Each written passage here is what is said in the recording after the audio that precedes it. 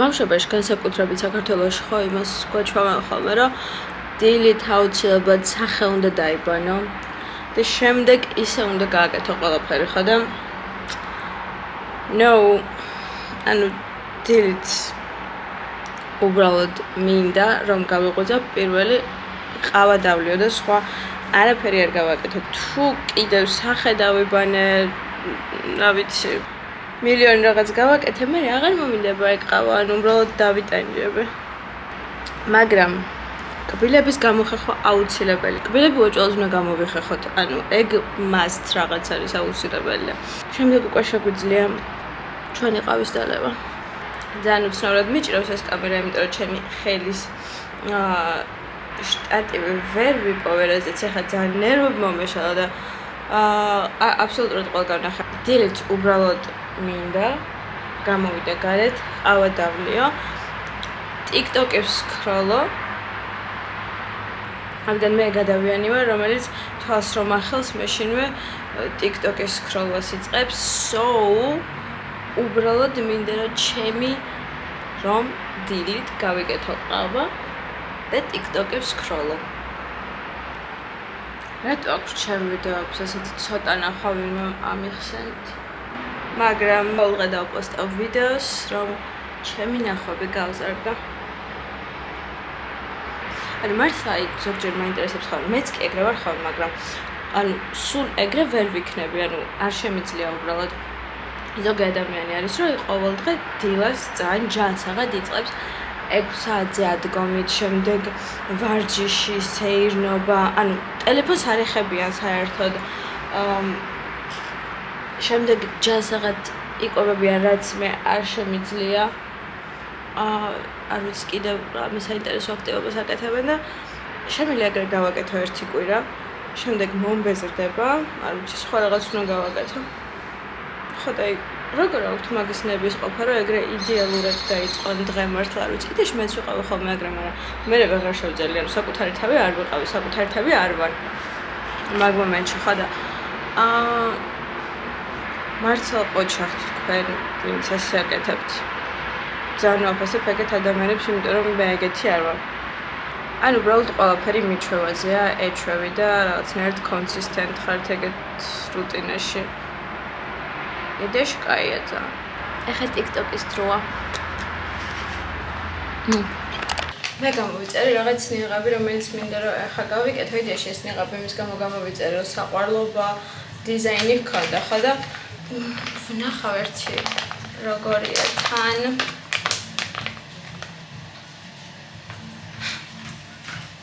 ზედაქვს ბანდი. ახლა მართლა ძალიან საყვარელია რა გავაკეთო. It's so cute. გავიჩერებ ახლა ამას ცოტა ხანი.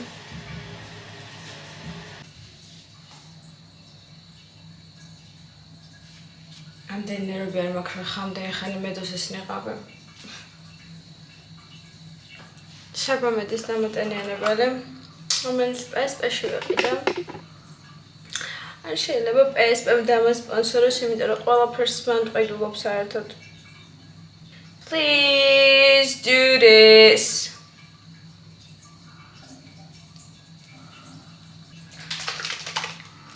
Damn, დამცავი.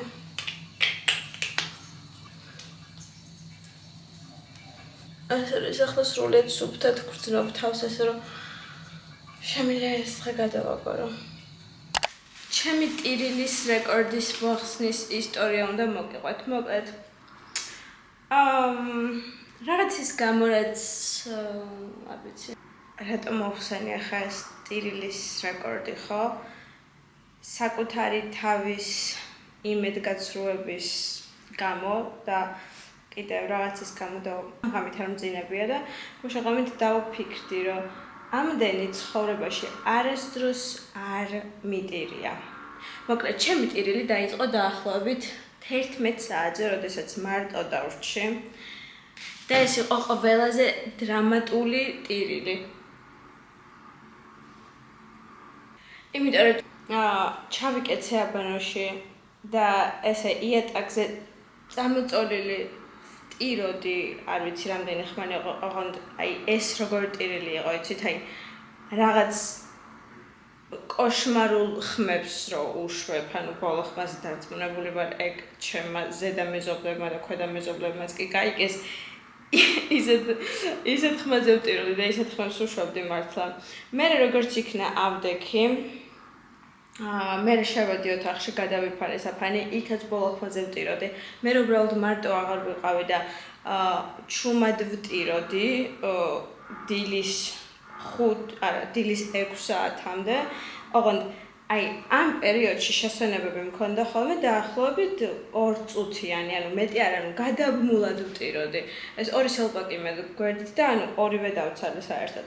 მე გავედი გარეთ, იმიტომ რომ ვერ ვიძინებდი გარეთ აივანზე, იქაც ვტიროდი, ვერ ვჩერდებოდი, აი არ ვიცი, რაღაცნაირად რომ არ ჩერდება ეს ცრემლები და უბრალოდ რომ მოდის. შემდეგ შემოვედი 2 საათი მეძინა, ავდექი, კერდა გავიღვიძე და მაშინვე ტირილი დავიწყე. მაგ დროსაც არ ვიცი საოცარ ხმებს ვუშვებდი, იმიტომ რომ მარტო ვიყავი. შემდეგ ვიყავი სოლარიუმში წასასვლელი და მეთქი უბრალოდ ადექი და წადი. გზაში ვტიროდი და კიდევ კარგი სათვალეები მეკეთა და ესე მივდიოდი ქუჩაში და ამ სათვალეებიდან ცრემლები ესე ჩამოდიოდა. მე როგორც იქნა, როდესაც შევედი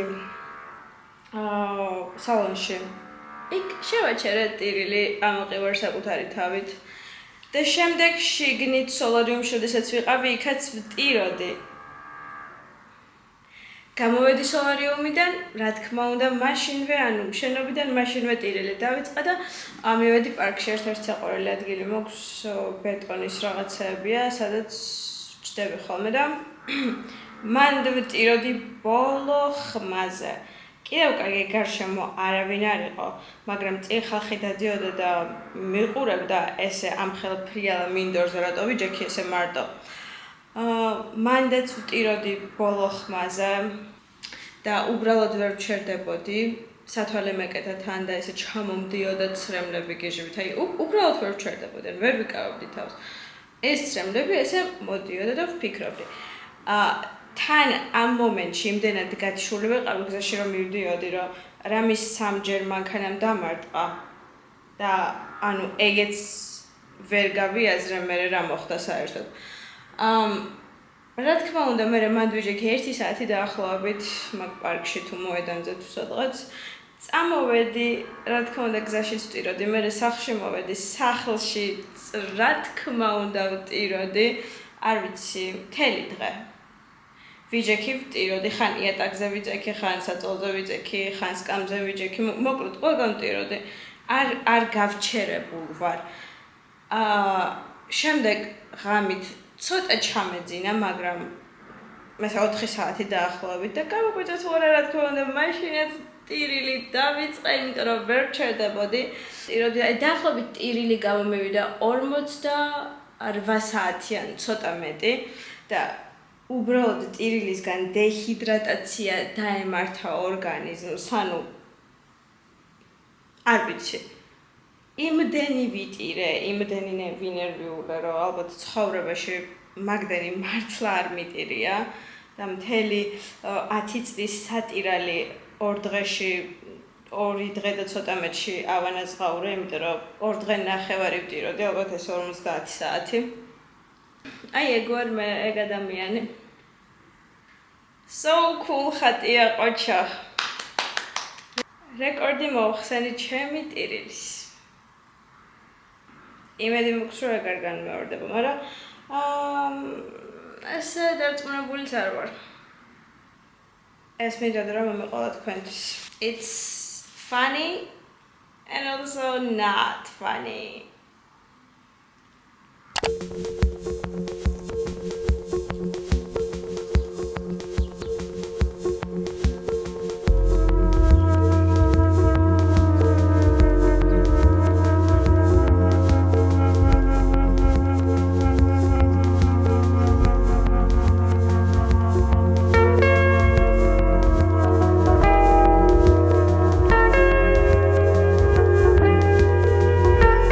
ყოფნა კიდე იმიტომ მიყვარს, რომ ხედავ ცხოველებს და ცხოველებს რო ხედავ ძალიან სხვანაირად ვგრძნობ თავს, აი თითქოს რაღაცას შიგნიდან გითბობენ და ადამიანები რო ცხოველებს ასეირნებენ და რაღაცნაირად ბედნიერი სახეებით უყურებენ, ეგ შენს ცოტათი გაბედნიერებს და უკეთეს ხასიათზე გაყენებს.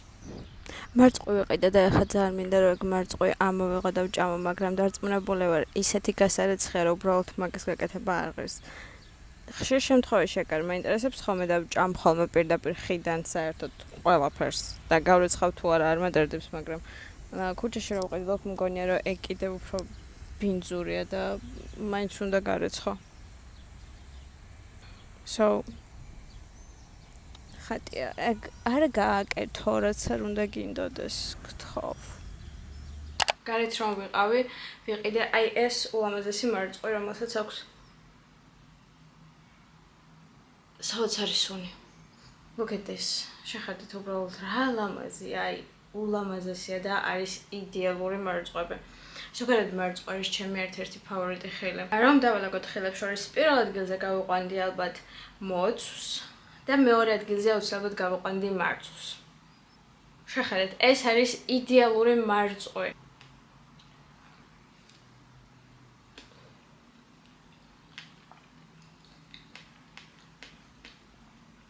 მარწყვა ჩემთვის არის იდეალური ხილი ძალიან ბევრი მიზეზის გამო, ჯერ ერთი. არის ძალიან დაბალკალორიული. აქვს ვარსდები 100 გრამზე 32 კალორია თუ 13 კალორია, ანუ ძალიან ბევრ წყალს შეიცავს. და ძალიან დაბალკალორიულია. ასე რომ ცოტათი ბევრი ჭამა რომ მოგიწევთ, და ესეც მოგიწევთ თუ გამრიელი მარწყვია. არ დარდებთ იმაზე, რომ ძალიან ბევრი კალორია მიიღეთ. თან ძალიან სასარგებლოა. მეორე არის ძალიან ლამაზი, ანუ შეხედეთ, ეს არის იდეალური მარწყვი. ხო ძალიან ლამაზია, ყველაფრით ძალიან ლამაზია საერთოდ და ძალიან ესთეტიური ხილია. მესამე, მარწყვა არის ძალიან კომფორტული საჭმელი, იმიტომ რომ არ გიწევს ამის დაჭრა, არ გიწევს არაფერი, გარეცხავ და უბრალოდ შეჭამ.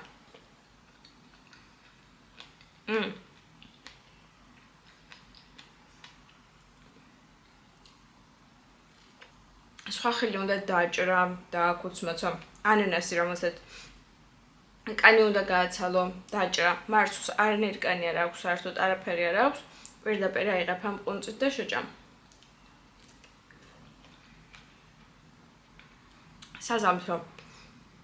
საზამთროს დაჭრა არის არ ვიცი კატასტროფა. საზამთრო არასდროს არ დამიჭრა და ალბათ დიდი ალბათობით ვერც დავჭრე, იმიტომ რომ ჩემ ხელს შევიწირა მისი დაჭრის დროს.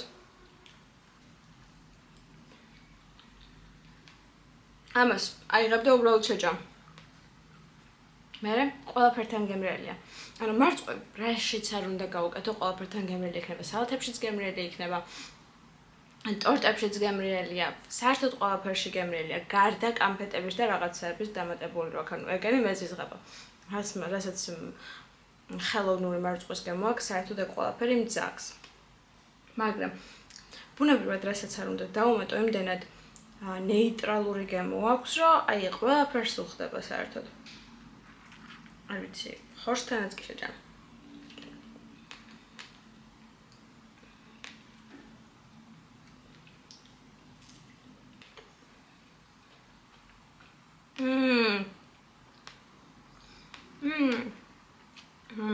Sangria.